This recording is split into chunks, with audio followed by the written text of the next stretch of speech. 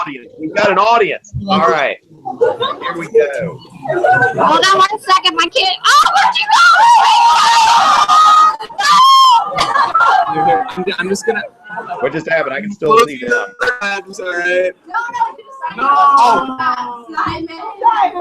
That was on me. It's on me. Okay, something bad's going on over there. I have no idea. Okay. Woo, yeah. Looks like All right, full screen. Just don't click anything. Okay. So Don't we're good. click anything. All right, I won't click anything. Where do I plug in the speakers? Sorry, 1 sec. All right, you can see a few people. Wow, that's quite a review. That is a lot of people. Of course, I think she's got like 3 classes or something, right? So this could be just a small portion. How many people am I talking to over there? About 35. 35. Wow, that's a lot. Okay, so 35 plus 8. Hey, everybody. All right, so we see a lot of you. Great. Wow, that's a lot more people. Look at all those people. Yeah. Hey, everybody. All right. Yeah, good to see all of Miss Snyder's class. All right. And let's see. We've got something. Oh, all right. So Regina, one of my Instagram and Twitter followers. All right. So she has asked about Nietzsche. Regina, I'm going to get to Nietzsche.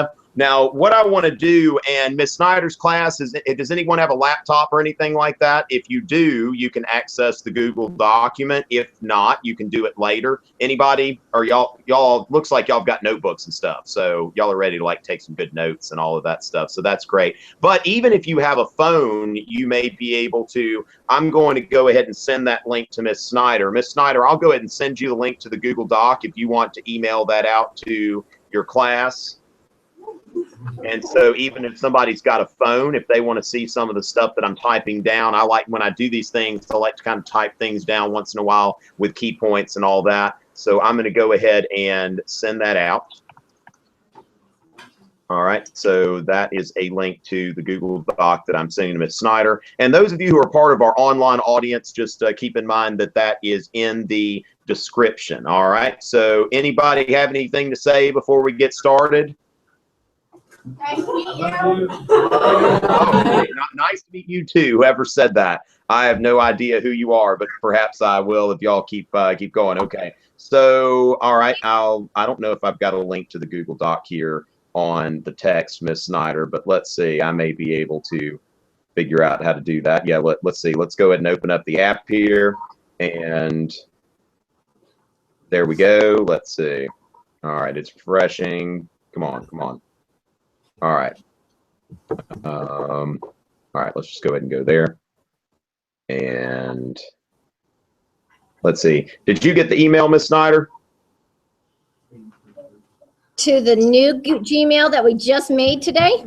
No. To your main email address is where I sent that, but my phone's not pulling it up right now. Let's see. Or you can just, if you're on the main YouTube page, oh my Lord, Adrian's here. Oh goodness, good to see you, Adrian. We've got at least one European who is watching, so that is great. Great to have Europeans watching as we talk about European philosophy. Hopefully Adrian Brendan's watching as well, because he's actually taking a test or something like that. Okay, so Miss Snyder, it is on the thing if they've pulled up the thing, but I'm going to go ahead and get started. Okay, so let's go ahead and get started with this, and we're going to talk about modern European philosophy. Now, since y'all are here, I like to get a little bit of participation, so hopefully we can kind of do that as we're going through here. And what I want to talk about, I want to talk about 5 different European philosophers. As far as talking about modern European philosophy, we're really focusing on 19th and 20th century philosophy. And this is starting, after 1815, really a lot of it in the late 19th century. But I think we've really got to start off with talking about the type of worldview that you would see, at this time, like a traditional worldview.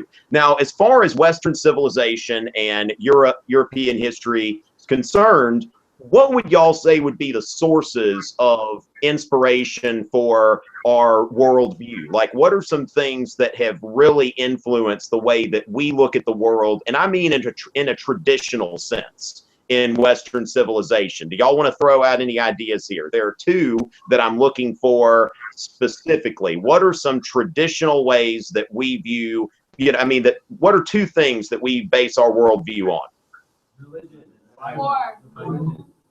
Okay, I heard something about religion. Okay, so specifically what religion?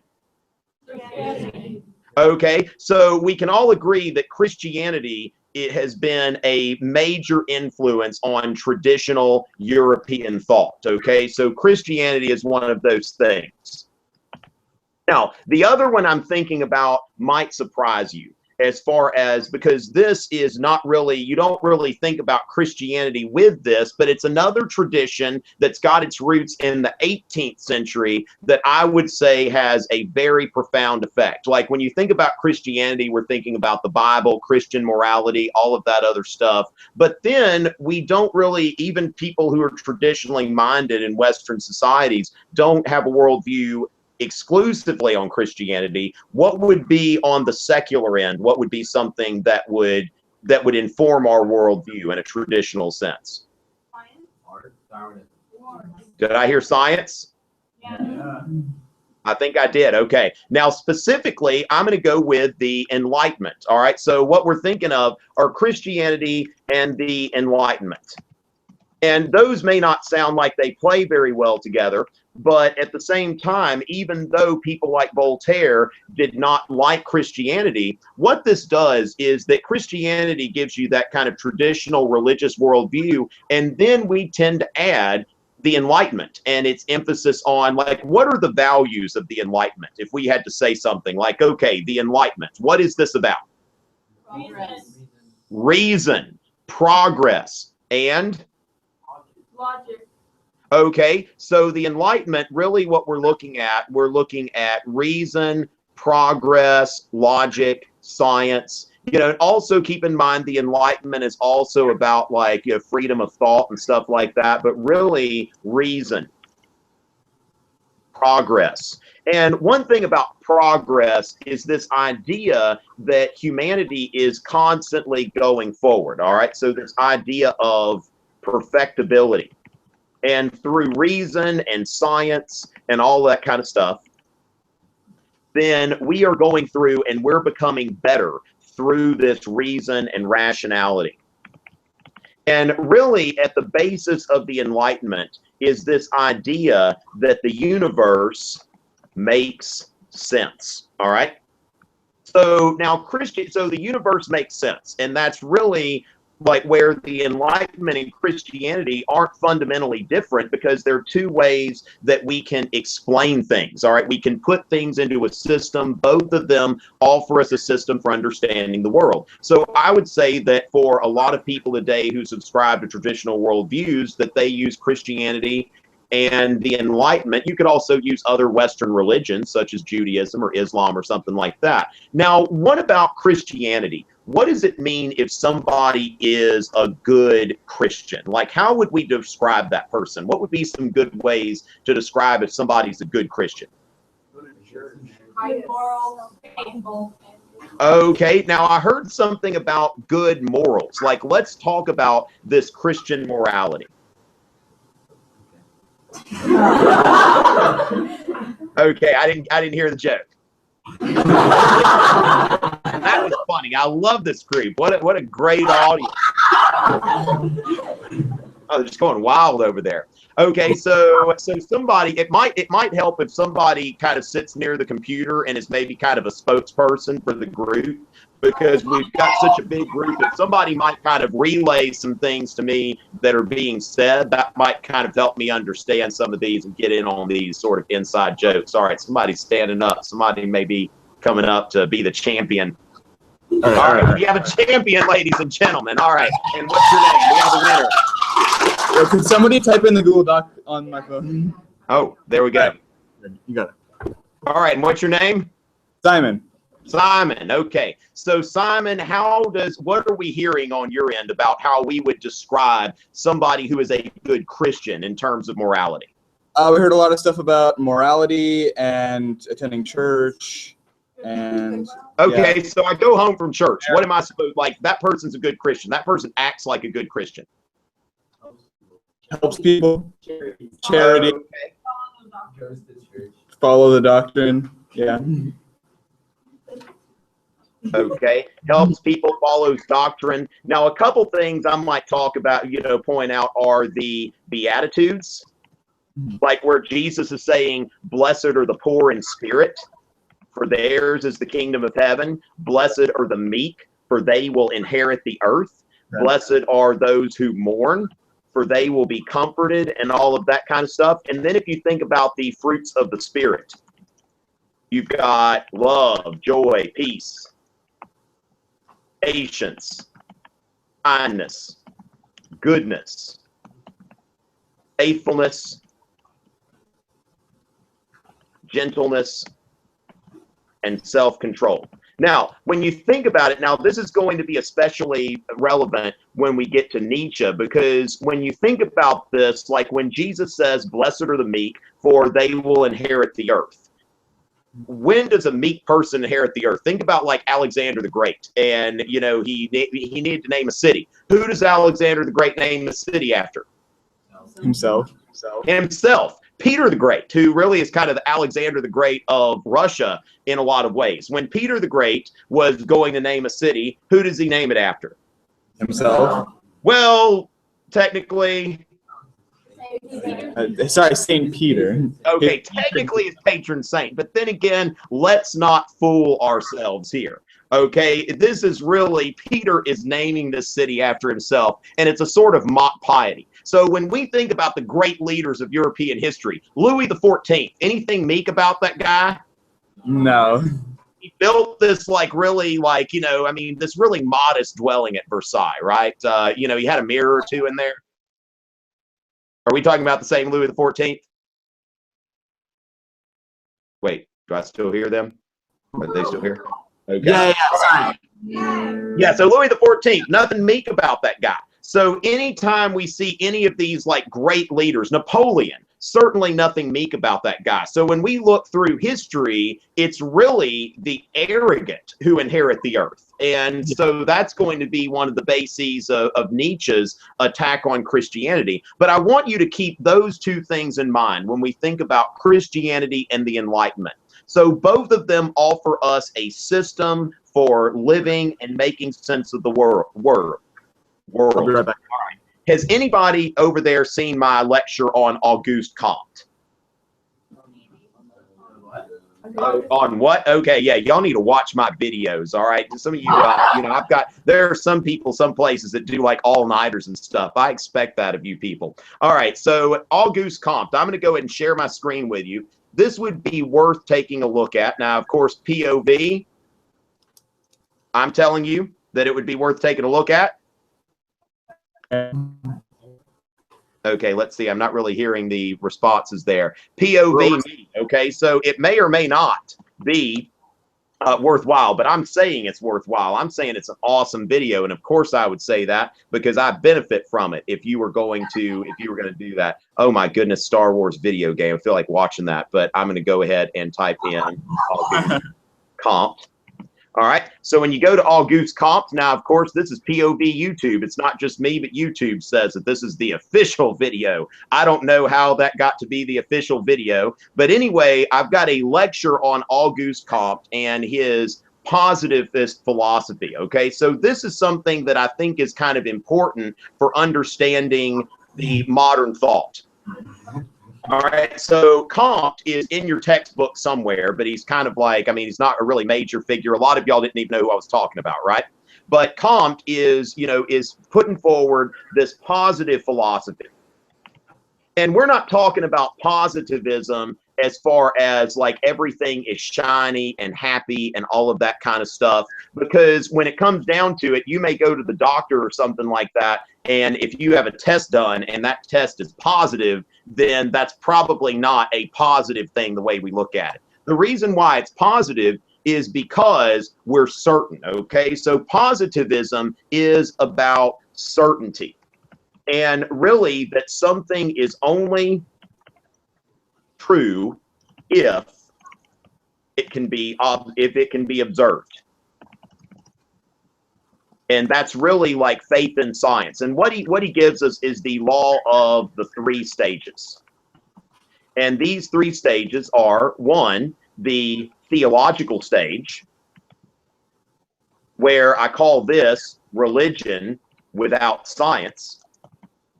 And then you've got the metaphysical stage. And this is what I would call, you know, like scientific religion. Now, who would fit into this well? Like if we're thinking scientific religion, like what is the most scientific religion that y'all have studied in European history? Pacifist. Think about the Enlightened. I think I heard it. Simon?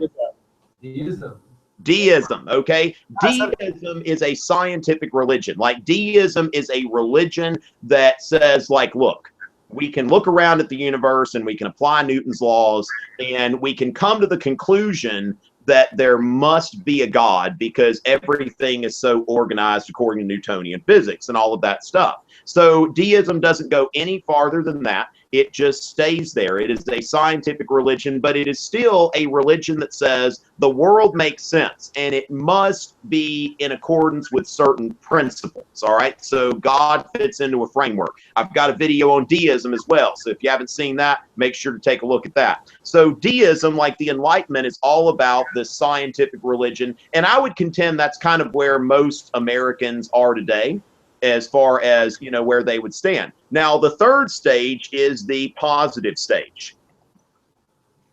And that is science without religion or without any kind of framework or rules or anything like that. In the positive stage, all we will count as true is what we can observe, all right? If we can't observe it, then it's not true. Now, what if I observe something and it doesn't really make sense to me, but I observed it and it seems totally counterintuitive, but it's what's in front of me?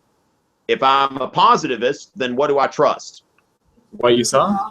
What I saw, okay? Now, the thing is, a lot of us are in the metaphysical stage and we do, you know, we want to think, okay, I've got to see it and it has to make sense. Now, in the theological stage, it's just like, hey, if God said it, somebody tells me God said it, that's the case. There's something that happened, I guess it's probably going on about 10 years ago. It's probably before y'all's time, but the way I explain it to my students is that there was a guy, Larry Summers, who was the president of Harvard.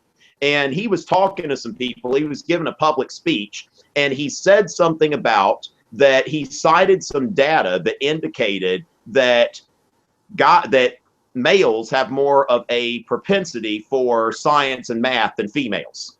Now, he ended up having to resign. This caused like this huge controversy, and he had to resign. Now, did he have to resign because what he said wasn't backed by data? Not necessarily. Not necessarily. Like he was saying something that was backed by data. And he didn't say that, like, you know, women can't be good scientists or women can't be good mathematicians. He was simply citing data that said that males have like a slightly higher propensity for math and science than females. But why did that get him into trouble? Why did he have to resign? Wasn't PC. Where there you go. It wasn't PC. It did not fit into the values of the institution. And that's the thing that really, like, here's a guy that was talking on a positive level, but most people in the world are on a metaphysical level. And you've got to keep in mind those values when you do something.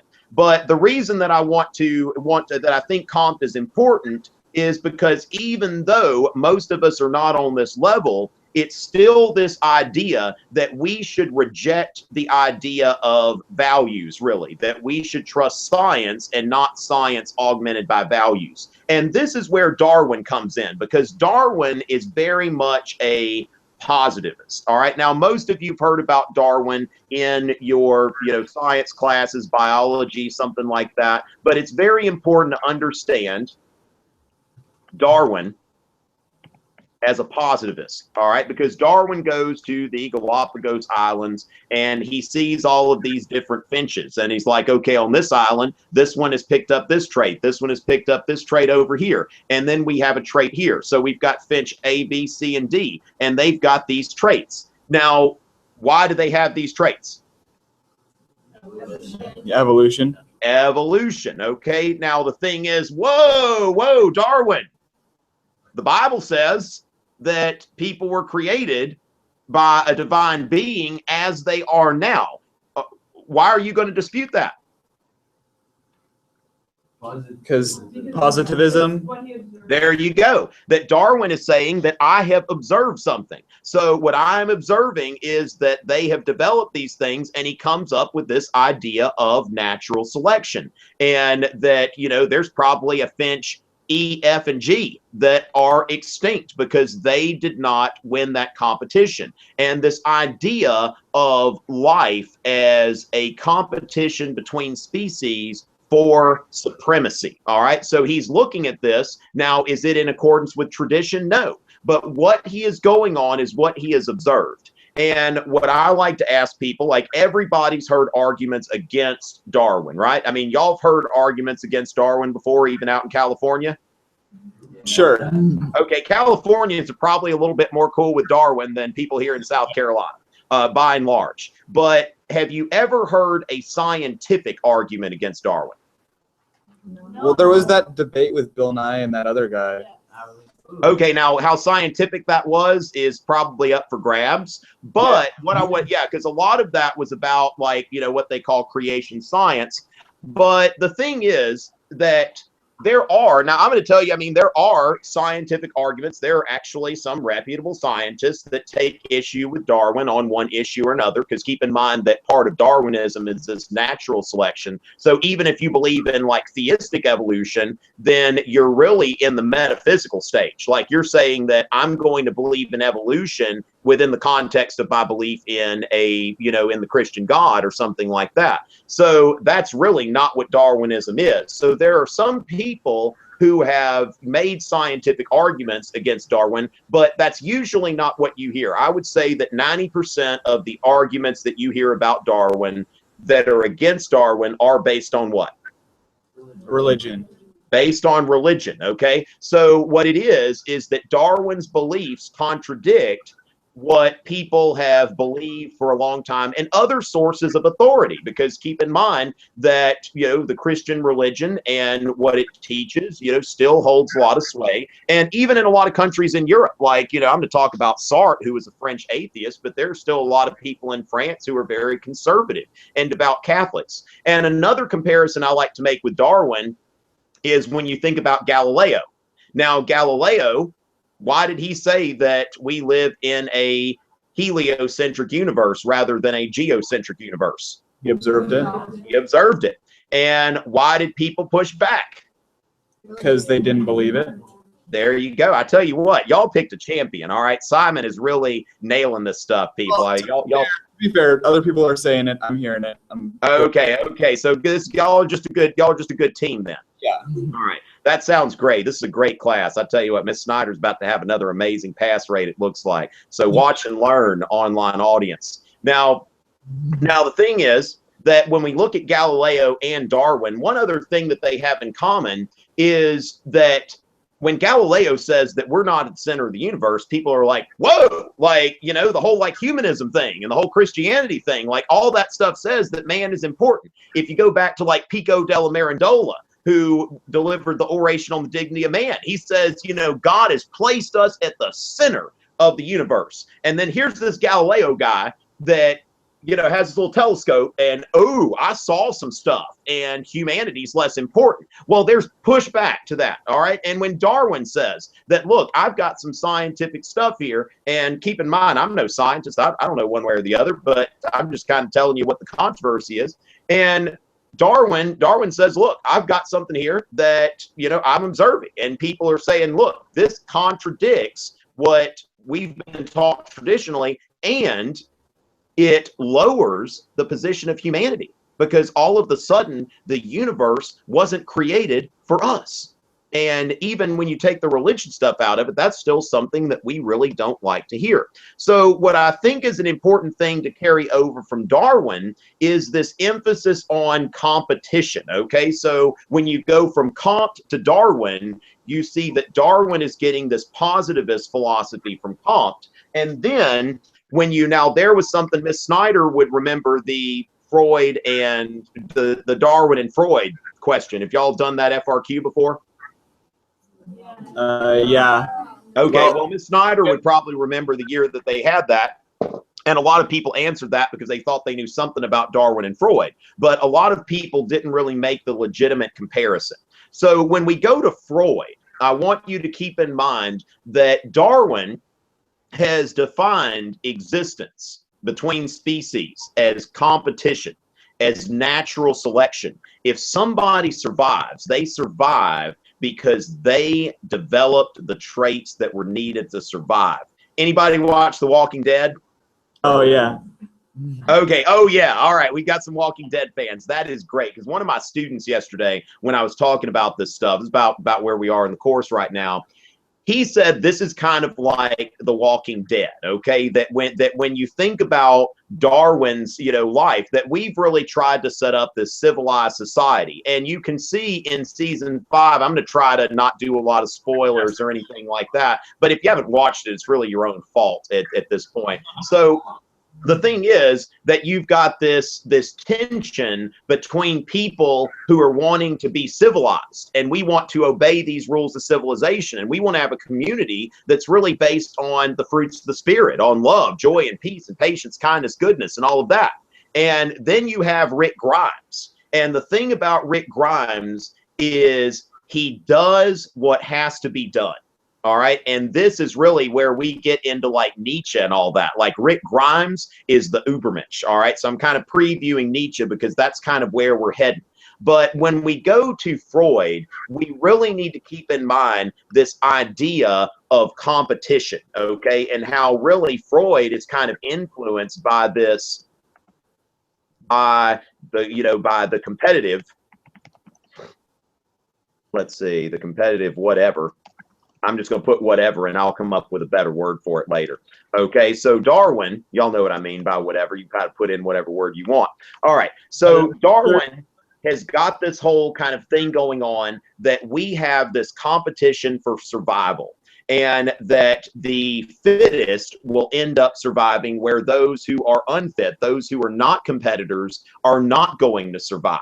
And when you look at this, now if you go back to Christianity, and you think about the family, all right? You think about the family, that this is a divinely created institution. And God put this there so that it could be, it was the perfect thing that he wants, Adam and Eve, and you've got your kids and that kind of stuff. Now, of course, we see very early on where, Cain kills Abel. There are even in the Bible a lot of imperfections with this family thing. But now on one hand, you could say that the family is ordained by God. But on the other hand, we could get into like social construction. So what is the family? Okay. And on one hand, you would say Christianity, but on the other hand, social construction. Now, if I were to tell you that, hey, the family is just awesome, all right, that, we have families because it's just the greatest thing ever. Now, what's the response from this class? I don't see a lot of excitement there. I don't see applause and all of that kind of stuff. Like, I mean, y'all are in high school. I mean, your parents are awesome, right? Okay. Yeah, of course you what's that? I'm getting some positive groans where they say one thing but their attitude is another. Oh, okay. Tone. That's a great POV skill. You're reading the tone of the document. All right. What a great group. POV. Hold it down over there. This is excellent. All right. And so the thing is, we know that the family has certain imperfections, all right? And the thing is, the reason why we have families, if you're looking at it through a lens of social construction, is not that the family is perfect, but the family is the best thing we have to raise children, that the family is an institution. It is a socially constructed institution.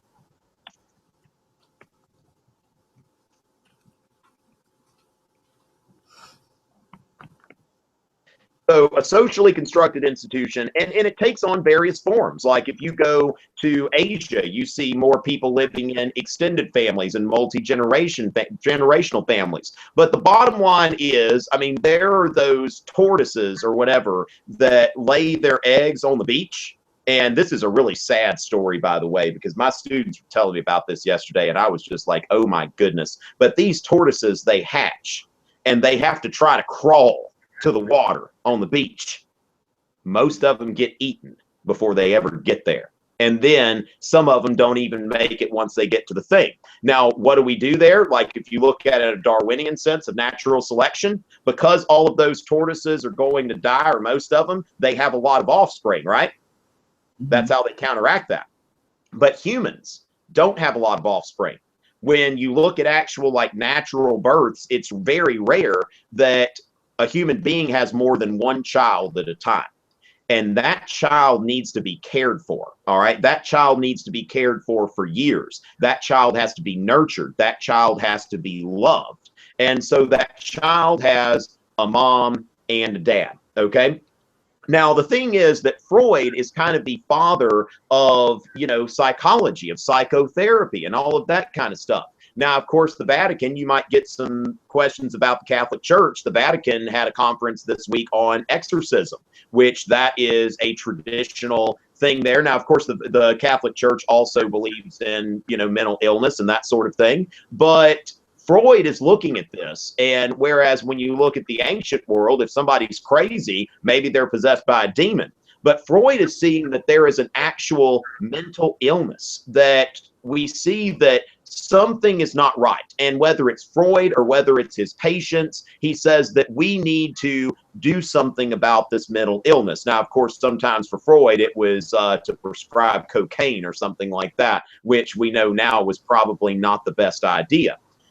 But Freud is starting to talk to these people that are there, and they start to analyze themselves. And Freud participates in this self-analysis. Freud's kind of like his own patient. And when he goes back, he realizes that a lot of these people who are mentally ill, that the problem was what? Like if you go to a counselor or a therapist today, what two people are probably going to get talked about at some point? Mom and dad. Mom and dad. And we see here that for a lot of people, there are issues that stem back to that relationship with mom or that relationship with dad that for whatever reason was less than ideal. And really what Freud, you can see positivism here too, because Freud is kind of going against this Victorian idea of the family that is such a nurturing institution. And Freud says, like, look, there are people whose family and upbringing that it's caused them serious problems. And he's got to figure out, you know, what is the source of this. And Freud is really looking at it from, you know, he's the first kind of person to think about, like, okay, what about the idea of the subconscious?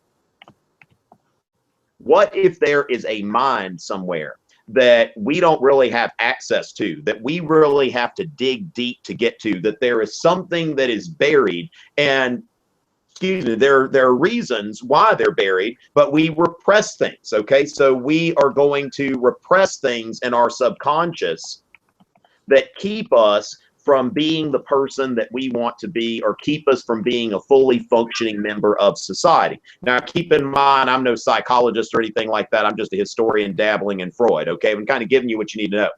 Now, Freud says that the mind is actually pretty complicated, all right? And that you've got three parts of the mind. Anybody got those three parts of the mind? Okay, so the id, the ego, and the superego, okay? And these three parts of the mind, that keep in mind the id is the most basic of these parts. And this id, this is what's kind of, this is the devil on your shoulder, all right? This is the devil on your shoulder and the most primitive and basic part of the mind. And this is what a little baby has. This is what you have when you're born, that Did my daughter, when she was like a little baby, did she care that I had something to do, whether I was working on something or I was playing a video game or something like that? No. No. Okay, the id, there is no I in team, but there is an I in id. And the id is this part of the brain that wants things. All right. I want. And when I want something, I'm going to cry. I'm going to cry real loud. Ah! That sort of thing. Okay. And this is going, I mean, it's just, I don't care about anybody else but me. And that is where we are at the very first. Now, as we get older, we encounter the superego. All right. Now, the superego is what is ever is given to us by society. These are the values of society, whether it be religious values, whether it be cultural values. And we are taught the limits of what's socially acceptable. All right. So the thing is, on one hand, we've got the id that's like, wah, selfishness, that sort of thing. Okay. And then we've got the superego, which says this is what is right, this is wrong, because none of us want to end up in jail. It's like we want to be accepted, we want to be functioning members of society. So it is the ego, all right, the ego that has to mediate between these two forces. And the ego is really the conscious part of our mind that is going back and forth between that angel and devil on the shoulders and saying, look, all right, id, I know you want stuff. All right, so you can have this because this won't put you in jail. All right. But there's this that you can't have because that will get you ostracized by society. And really what our conscious mind is really just kind of this whole brokering and horse trading between the id and the superego. And Freud says that there are some basic desires that we repress because they would not be tolerated. And this is where now, of course, we encounter our subconscious in dreams, okay?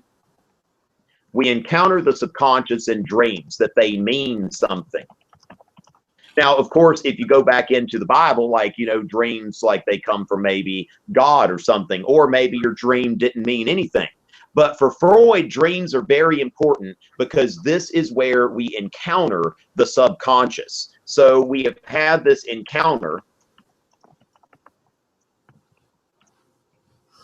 And with Freud and his patients, he's like, let's look at these dreams. Let's analyze these dreams because these dreams mean something. And, you know, like how many of y'all have had the falling dream? They have. I haven't. They have. All right, Simon, he is the most secure person in the room because really the falling dream is very typical of high school students. I had the falling dream all the time when I was in high school. I don't really have it anymore. I think once you get on your own, you get used to your life, you're going to have that less. But a lot of people have said the falling dream, it's like there is something that you are, you know, afraid of or something like that. And, you know, then there's like the dream where, you know, you're in school and, you know, everybody's laughing at you, or you realize you're sitting at your desk in school and you're in your underwear or something like that. And you're just like, what am I doing here? And then you're like, okay, then you wake up and it's like, whoa, like this dream was, what did that mean? And it's really a lot of your dreams go back to various insecurities. Or if you're just like, you wake up from your dream, you're like, how did that happen? I'm not attracted to that person at all or anything like that. And, you know, it's like Freud says, think about these dreams. All right. And what is it that you want to, you know, what is it that your subconscious is trying to tell you? And for Freud, the most basic thing, especially for a young boy, and keep in mind that Darwin and Freud are essentially sexist. And that's something that in our society that may not go with the same values, but keep in mind that Freud and Darwin, they're observing things, but they're also observing things through the lenses of their society. So for Darwin, he writes about, which this is something like a male peacock. Why does it have those feathers? To impress the ladies, I heard, sexual selection. Impress the ladies, okay? And what you see here is kind of a which, I mean, that's certainly true, but he says that like all of these males have these traits to attract women. And in Darwinian philosophy, that it's the women who are all the female in the species that's always passive, all right? So the thing is, you've got that sort of passivity there, but for Freud, you've got this idea of the Oedipus complex. And what the Oedipus complex is, it's just that every young boy he says, or at least when he looks back at it, he says, look, I decided to be honest with myself. And he went back to a time when he was like 3 years old and he felt an attraction to his mother. So he's like, look, when I'm honest with myself, I felt this attraction to my mother. And I've got this Oedipus complex. Now, this goes back to what? Why does he call it the Oedipus complex? Oh, because of this Greek story. Okay, so you know, this story of Oedipus Rex. Now, did any of y'all have to read Oedipus Rex for school? I heard some yeses and nos. I had to read no's depending on who your teacher is and what they, you know, what they might have assigned. So I had to read it when I was in 10th grade, and I was just like, why do we have to read this? This is gross. This is disgusting. All right. Did anybody have the same reaction? yeses from the people who read it and nothing from the people who didn't. Okay, that's probably about right. I mean, you're thinking, oh my goodness, like that's his mom. You know, now, you know, the thing is, what was interesting though is when you think about like, okay, you know, the guy killed his dad. That really wasn't like the big deal. The big deal was like, whoa, that's his mom. Like, ugh. And you know, you're just kind of disgusted by it. But then again, then why has it had so much enduring power? Why do people still like read this and watch this? Voltaire, the first play that he ever wrote was a modification of this. So it's like, you know, maybe Voltaire had some kind of repressed Oedipus complex. Like this is the thing that got Voltaire on the map, was this play Oedipe. And you know, it's like, whoa, why are people doing this? Now, the thing is, when I ask people, if you are now, Simon, let's see the young men in the room, and let's ask, first of all, young men, how many of you would say, now you don't have to raise your hand at all if you don't feel like you're closer to one than the other. All right, yeah, Simon, I feel like I've got to do the same thing. So Simon, I want you to count the hands. First of all, ask about the people who feel, the young men, okay, keep in mind that this is sexist, this is Freud. Okay. The young men, first of all, closer to your mom.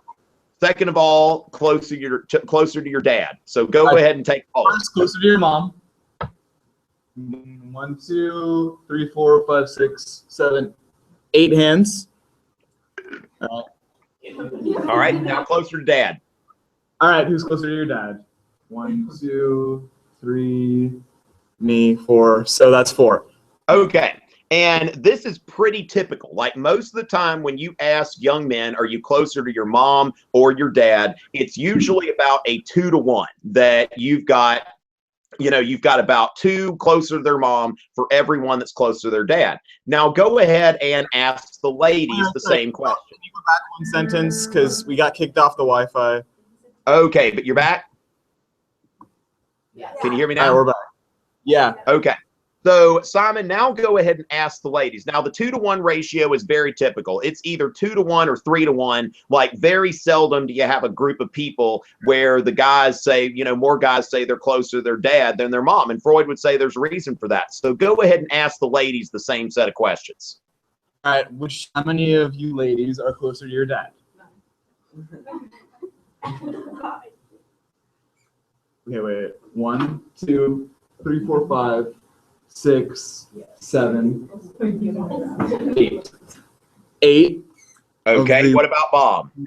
All right, closer to your mom. 1, 2, 3, 4, 5, 6, 7, 8, 9, 10, 11. So yeah, 11 closer to the mom. Well, and see what's interesting about that is that you see that there is, you know, there's not as much of a difference for ladies. Now, typically you will find more girls that are closer to dad than mom, but, you know, which some people call this say that there's an Electra complex, but it's not exactly the same. Okay. So even in psychology today, there's something about this relationship between the mom and her son. So what happens here is that Freud says that this play comes out of your repressed desire as a young man when you were young. And even if you feel like, oh, you know, some of that stuff about that is gross, let's take the whole like erotic bit out of it and think about this, that you want your mom's attention. Like a little boy wants his mom's attention. Like when you scrape your knee when you're little, who are you calling for? Mommy. I want my mommy, okay? And that's the thing. Even Simon, who's closer to his dad, it's like when you scrape your knee, you want your mommy. Now, the thing is, Freud says, look, that you and your father are vying for your mother's attention, okay? That you both want to attract this woman. And the thing is that the boy wants his mother's attention. Now, the other thing, what about from the dad's point of view?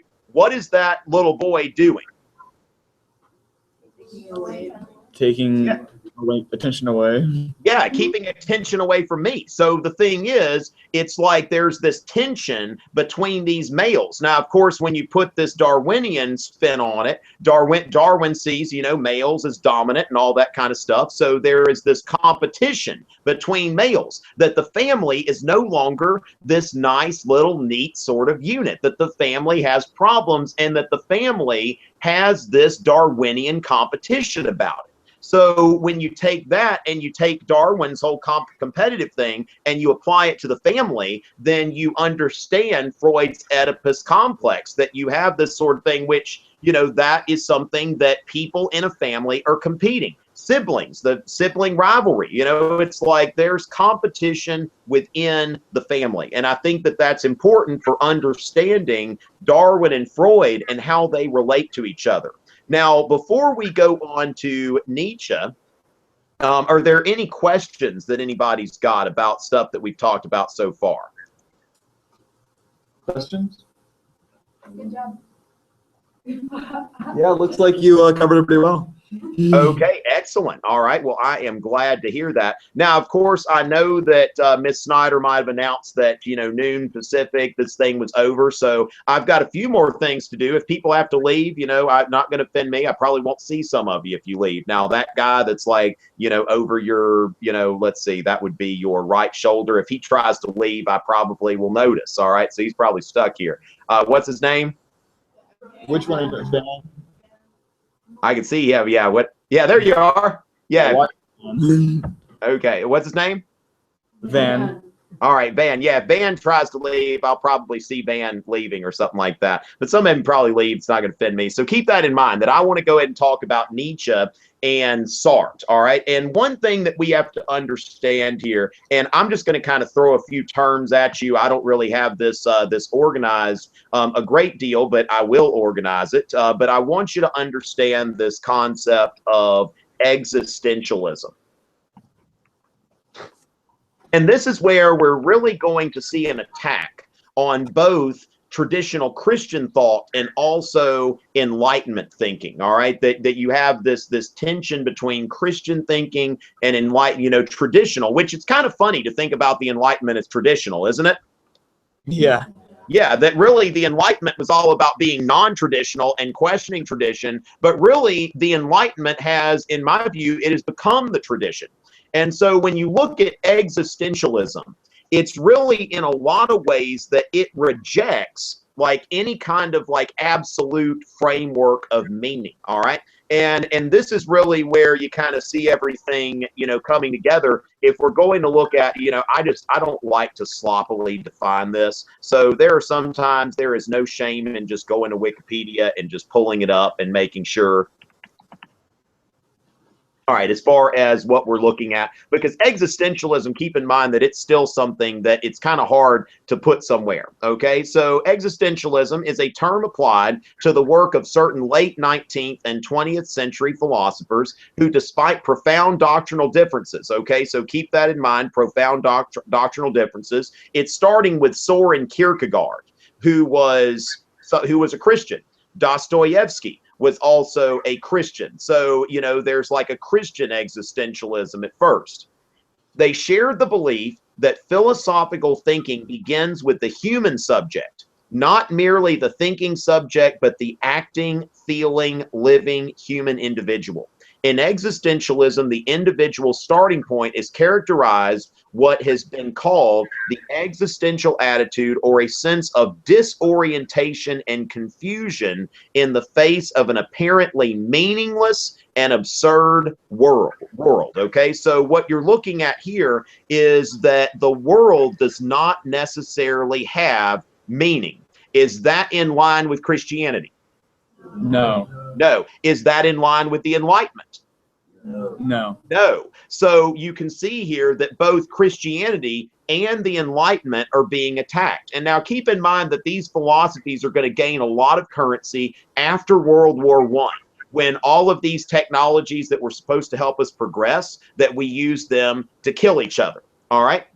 So existentialism, many existentialists have also regarded traditional systematic or academic philosophies in both style and content as too abstract and remote from concrete human experience. So really you can see where existentialism kind of draws on this positivism, because it is really about this idea of, you know, like, look, I exist. And I'm not going to look at some sort of abstract philosophical framework, because when it comes down to it, a lot of times the world does not make sense. And that is why I think in a lot of cases, like, we don't go all the way to the Enlightenment, or we don't always go to the end, like to the mystical end of religion, because, you know, it's just the world in some ways makes sense, but some ways it doesn't. And that is really what the existentialist focuses on, focuses on my existence, and that's what matters. Now, the foremost existentialists that you are likely to encounter on your exam are Nietzsche and Jean-Paul Sartre. All right, so these two guys. So Fred, so you've got Nietzsche and Sartre, which you know, Sartre be, you know, pronounced a few different ways, but the most common English pronunciation is Sartre. So Nietzsche, which he has got a really epic mustache. Y'all, hopefully y'all have seen Nietzsche before. Let me just show y'all a quick picture of Nietzsche, because I just think that's just part of understanding this guy. Now, if we were to look at Nietzsche, what do you observe? What kind of guy do you see here? He seems angry. Okay, he seems a bit angry. All right, what else? He's got a crazy mustache. Oh yeah, an epic mustache. I mean, we cannot talk about Nietzsche without talking about the mustache. He's deeply in thought.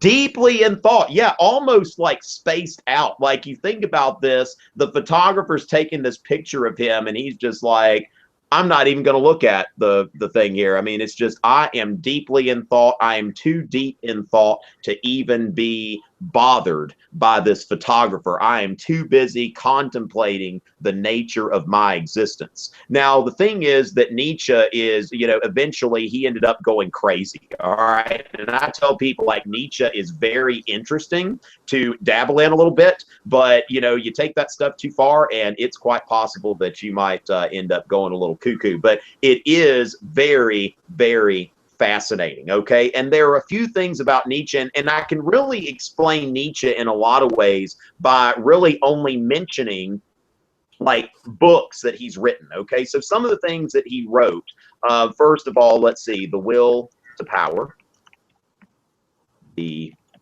Antichrist, let's see, Beyond Good and Evil.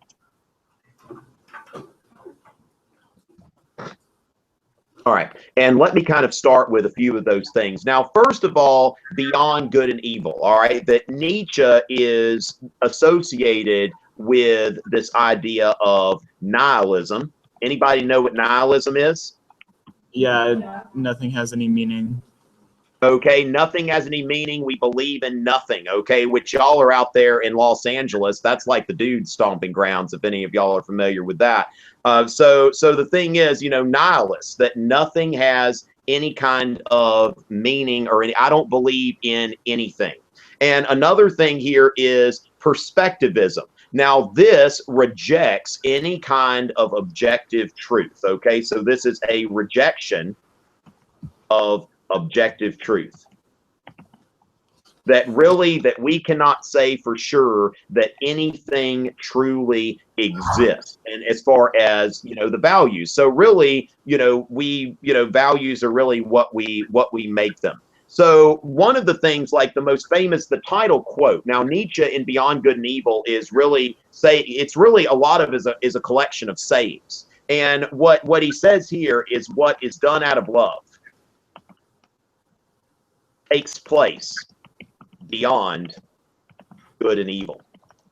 And when you think about that, now what does this say to you? Somebody interpret this for me. What is done out of love takes place beyond good and evil. maybe you're not influenced by your morals. It's something like, else. If you steal to like feed a child or whatever, it's not inherently good or evil. It depends on how you look at it. Did you hear that? Yeah, and that is great. Now, I think I heard the first part right. I know I heard the second part right. But you know, when it comes down to like your children, did I hear something about like the way you feel for your child? Yeah, Or, it's like, is that good or is that bad? Like, there's no objective, like, good or bad to that. Okay, so the thing is, when it comes to my daughter, all right, I've got a daughter. She is my daughter. When I buy something for her, when I kiss her goodnight, when I rock her to sleep, when I read her a story, when I make sure that she's provided for, I don't do it because I'm a good person. I do it because that is what I want to do, like because I love her. And I do those things out of love. And a lot of times we think about that, okay, somebody, you know, this sort of thing. But, you know, I've really, you know, I think y'all picked a good champion. I've really taken a liking to Simon. But he's got that water bottle. And if my daughter needed some water, that I would hold that water bottle up for us, Simon. I can't take it remotely. So, but if that water bottle were right there and it were a choice between me getting that water bottle for myself or my daughter, if my daughter was thirsty and Simon has that water, I would take that bottle from Simon. Now, I might ask him if he wants to surrender it literally. I mean, he wants to surrender it willingly. All right. In Canada, I legally couldn't refuse it to you if she needed water. Yeah. Do they have like a Good Samaritan law like on Seinfeld or? I don't know this for sure. It might have just been a lie on the internet, but I heard that in Canada, if someone on the streets asks you for water and they're like really thirsty, they're like parched, they're about to die or something, and you have water, you legally cannot refuse it to them. Oh my goodness. Now, did y'all ever see that propaganda? There's a British World War I propaganda poster with a German nurse who is pouring out a cup of water in front of a British POW. And it's like how the Hun hates or something. I mean, it's just, it's really bad. But yeah, so Canadians are good people. Now, the thing is, Simon, when it comes down to it, and think about this in a Darwinian context, in a Freudian context, that if we are in a competition for existence and you have that water, that is your water, you don't have any other water, and my daughter doesn't have water. Now, it may come down to where we would fight for it, and one of us would kill the other for it. Now, the thing is, Simon, first thing I would say to your corpse is nothing personal, all right? This was just, I mean, what is done out of love takes place beyond good and evil. I did not kill Simon over a bottle of water because I am a bad person. I did it because I love my daughter and because my needs take precedence. Survival of the fittest. Now, of course, do y'all know who said survival of the fittest first? Was it not Darwin? It was not Darwin.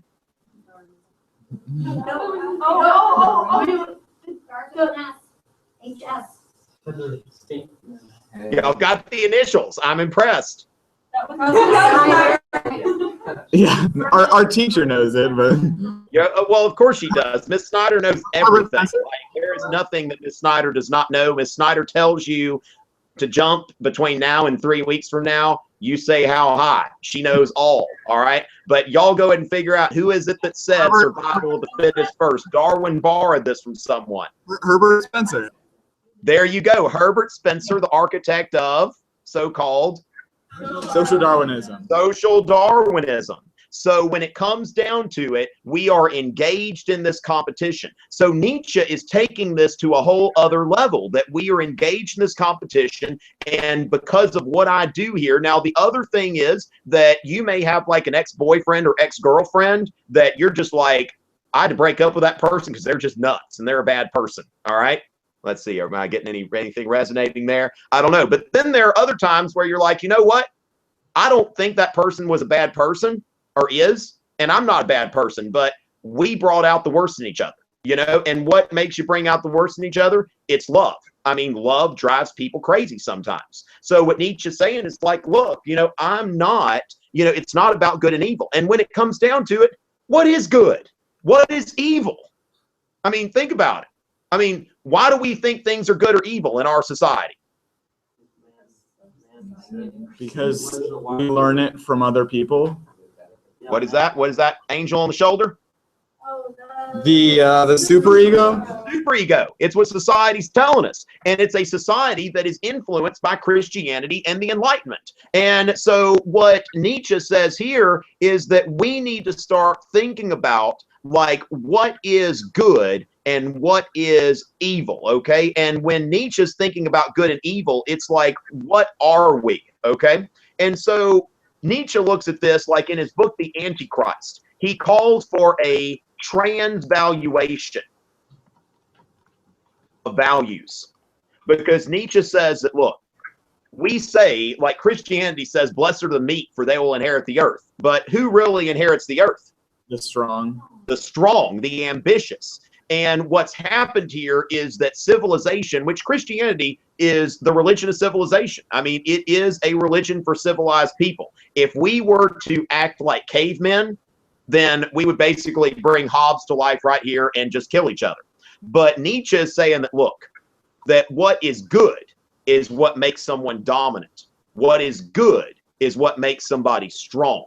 What is good is what helps me to thrive, all right? And so what we need to do is this transvaluation of values, that we need to take the values that we've been given and we need to go topsy-turvy with that, all right? We need to turn them around so that we are, you know, I mean, that we have legitimate values that are in line with reality. And, you know, he says here, he talks about the Christian, the herd animal. He calls Christians herd animals. And if you think about it, what he's saying is like, before Christianity, you were like a big old bison. You were like a buffalo, you know? And now you're just a cow in a pasture. And you've been told that this is good. But really, you have been given false values that are out of line with reality. And so when you see this now, the Antichrist in our society, when people think the Antichrist, what are they usually thinking about? Religion, the devil, Satan. Okay, or like a person, perhaps, okay? But really, this is about an anti-Christian philosophy. This is Nietzsche attacking Christianity at its very heart and saying that this is stuff that's not good. Now, what he puts out there is that we need an Übermensch, all right?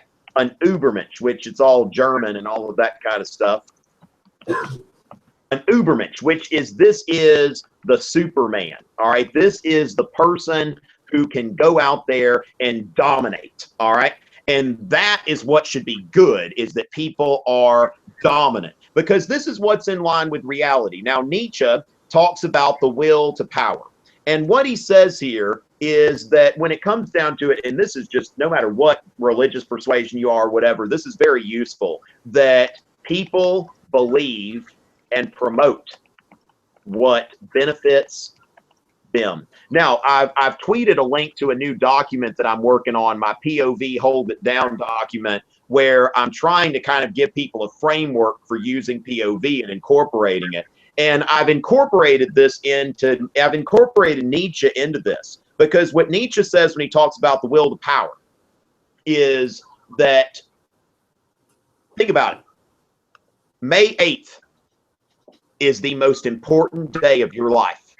Why is that? AP test. AP test. And the AP European History exam is the high point of your life. It is the most important thing you could ever do. And the first thing you need to do next time you talk to somebody who is, are y'all 10th graders? Yeah. Okay. Well, you need to find a 9th grader. Now, a 9th grader who will pass the exam, because that's my will to power. You know, it's like, send me people who will pass or whatever to Miss Snyder, and find them and tell them, this is important. I want everybody to take this. This is critical to your survival. Now, why am I telling you this? Because it would help us. Because, yeah, it's helpful. I don't do things to help you. That's totally un-Nietzsche. Oh, wait, sorry. You're saying that because it helps you. It helps Me, that's right. And I don't care about you. What I really care about, I mean, the thing is, like, you know, you think I'm doing this out of the kindness of my heart or whatever. It's like I'm doing this because I want all 30 of you to go home and watch my whole AP Euro video playlist and watch every ad for at least 30 seconds or half the ad, whatever is shorter. All right. I want to benefit from this. Now, of course, you know, you'd like to think that, you know, I care about you people and all of that kind of stuff, which I think that I do. And I mean, that's, you know, I enjoy this time. But Nietzsche would say that I'm doing this just because I want to benefit. And you should always question my motives. And I think that will to power is great when you're thinking about POV and how to hold that down, is that you need to consider who benefits from whatever's going on. Now, the thing is, if we look at Adam Smith and like, watch this, my hand, like, Where'd it go? where'd it go? It's invisible. All right. It's like I'm doing hand gestures right now. You can't even see it because my hand's invisible. Now, the thing is, what you have to do is you have to consider what I'm saying. And although I'm saying something that helps me, I think, Simon, that you're right, that this is a mutually beneficial exchange. It helps both of us. And because when you pass that exam, you not only get college credit, but you understand philosophy, you understand art, you understand literature, you understand history. And I truly believe that AP European History is one of the most important and useful classes you will ever take. Now, you have to take that and you have to figure out, is that good for you? And that's just like if a priest asks you to pray. Oh, hey, I noticed my friend left here. He's been replaced in that seat. So great. But anyway, the priest, when he says you should come to church, you should pray, you should have a relationship with God. Now, maybe he's saying that to help you. But if Nietzsche were hearing it, what would he say? It's to help him. It's to help him. And that is the concept of the will to power. That when it comes down to it, any attempts by Christianity or any other religion to hide what we are is futile. And another thing here that Nietzsche is critical of, what would be an ism? What would be a 19th century ism that is very un-Nietzsche?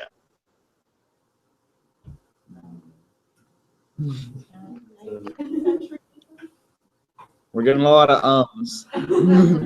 All right, well, let's go over think about the isms. What are the isms? Nationalism, romanticism, socialism. Oh, yes. Now, out of those three, now, I get together with people who speak my language, and I love them, and they love me, and we have a common cause, and we go and attack other people and assassinate archdukes and all that kind of stuff. Does that sound like something Nietzsche would say that's pretty much in line with human nature? Yep. Yeah. All right. Now, the thing is, I tell you what, like, we're all friends here, right? Yeah. Yeah. So let's just have, like, let's build a socialist utopia where we all help each other. And let's just, like, I mean, let's pull our AP exam scores together and just have like an average AP exam score. And I think that if we live our lives for other people, that we would be happier than if we just competed with each other. Does that sound very Nietzsche? Nope. No. So Nietzsche was not only a critic of Christianity and of rationality and the Enlightenment, but he was also a critic of socialism. Because Nietzsche saw this as, when it comes down to it, this is not a human thing. Now, Nietzsche, another one of his books was Human, All Too Human. All right. Human, all too human, which really that's what Nietzsche's about. Let's not kid ourselves. Now, that's another thing about Freud. Freud's like, look, you're attracted to your mom. Get over it. All right. Admit it. Get over it. Move on. Now, that's the same thing about Nietzsche. Look, you are selfish. You are prideful. You want to be dominant. Admit it. Move on. Now, one thing about Nietzsche, how could you see Nietzsche in the wrong hands being dangerous? Yeah. Why is that? Hitler. Like, yeah. Okay. Hitler's totalitarianism. Okay, yes, that really, like, when there are some people that blame Nietzsche for like the militarism and totalitarianism of this cult of the leader. Now, Hitler's sister was really into Nietzsche. And he even went to like a Nietzsche museum. You can find a picture of Hitler in some Nietzsche museum. Now, does that mean that Nietzsche would have approved of what happened there? No. Maybe not. But this philosophy taken too far and misunderstood. Now, people who are fans of Nietzsche, they would say that people misunderstood Nietzsche. But really, when it comes down to it, it's pretty hard to run a civilization with everyone trying to be dominant. You know, you'd have too many chiefs, not enough Indians, so to speak, and sort of thing, that if everybody's trying to dominate, then it's hard to have a civilization. So keep in mind that there are some people that have blamed Nietzsche for those things that happen, and you can see how somebody could do that. But then again, Nietzsche's never talking about race hatred. He's not talking about genocide and that sort of thing. He's just saying that we should value the Übermensch, the person who can step up and lead, rather than criticizing that person. But then the corollary is that if there is an Übermensch, then there would also have to be an Untermensch, which Hitler takes as somebody, there is the overman. Well, there must also be an underman, and that is anybody that doesn't fit into his Aryan paradigm and that sort of thing. And the thing is, what have we learned about existentialism so far? It rejects absolute concepts. Okay, it rejects absolute concepts. Okay, so what else? The world has no meaning. Okay, so let's see.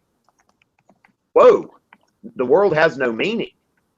That's okay. So what else? So there's no absolute truth.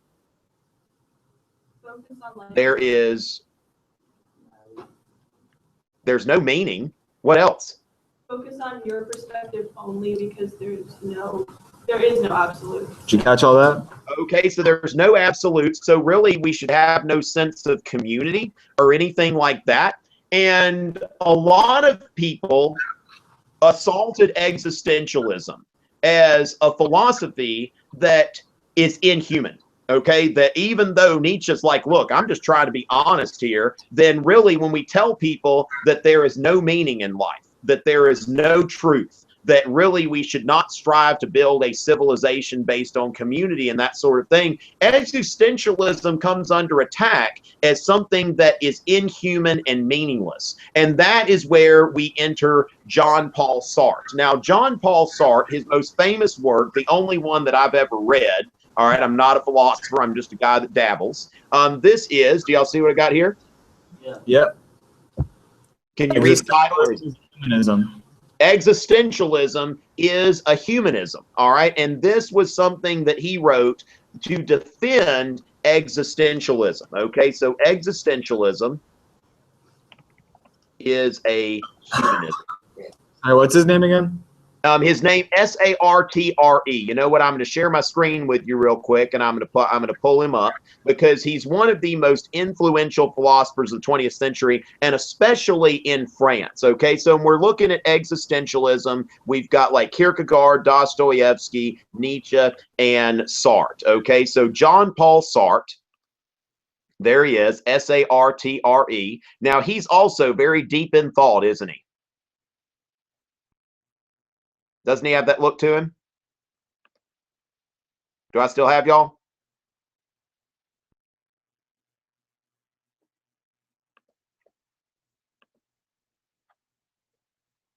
Let's see. We are waiting on the return of Miss Snyder's class.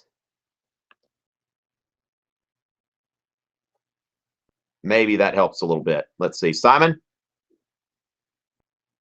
Simon? Uh-oh.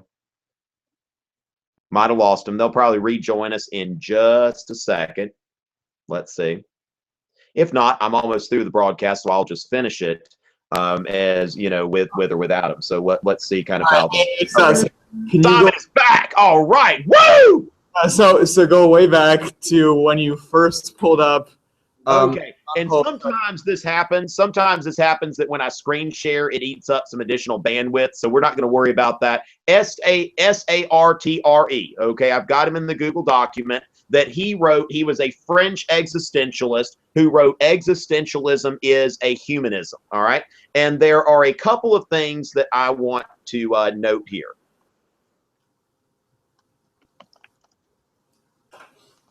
Okay, so what he's doing here is he's talking about what is, why is this a humanism? All right. So he says here that essentially that when you think about removing values and abstractions and all of that kind of stuff, that what you get is actually freedom. Okay, that existentialism is freedom. All right, and there's something I'm gonna put this in quotes, but I may need to correct it. But essentially, man is the sum of his acts. That when you think about it, this could be very liberating. Because think about this. If you enter your life and your existence, do I still have y'all?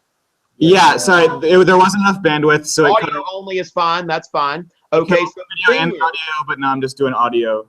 Okay, that sounds good. All right. So the thing is that, this can be very liberating.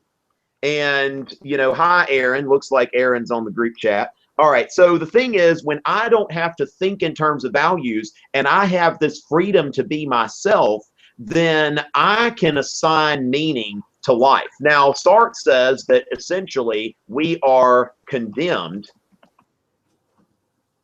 be free. Because when it comes down to it, we can't blame anything on anyone else. That when it comes down to it, I have absolute freedom to act. And he says here, this is a quote that I'm going to paste into the document here. In life, man commits himself and draws his own portrait, outside of which there is nothing.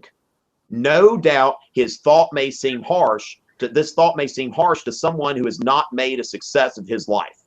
But on the other hand, it helps people to understand that reality alone counts, and that dreams, expectations, and hopes only serve to define man as a broken dream, aborted hopes, and futile expectations. So when it comes down to it, existentialism can make a better society. It can make better people, because when it comes down to it, if I say, you know what, I'm a good person because I desire to be a good person, and I've got really big hopes and dreams and I'd like to accomplish something, and if I'm sitting here thinking like, I'd really like to make a YouTube video, does that YouTube video have any meaning just because I think about making it?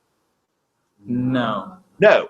Does the AP exam have any meaning just because I have good intentions?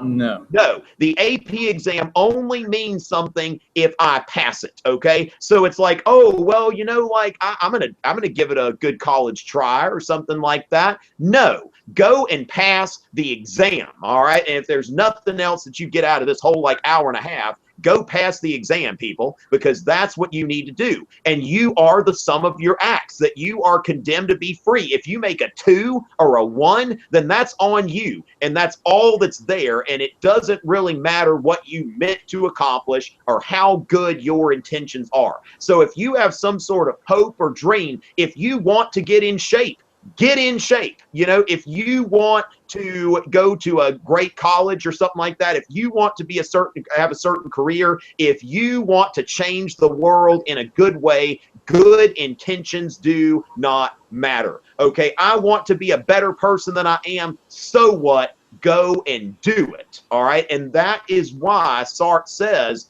that, existentialism is not about hopelessness. Existentialism is about making your mark on the world, because once you are done living and once you are done acting, that's it. Mic drop. All right. I think I'm done. So what do we have any other questions before I check out? Any questions? No. Nah, you covered it pretty well.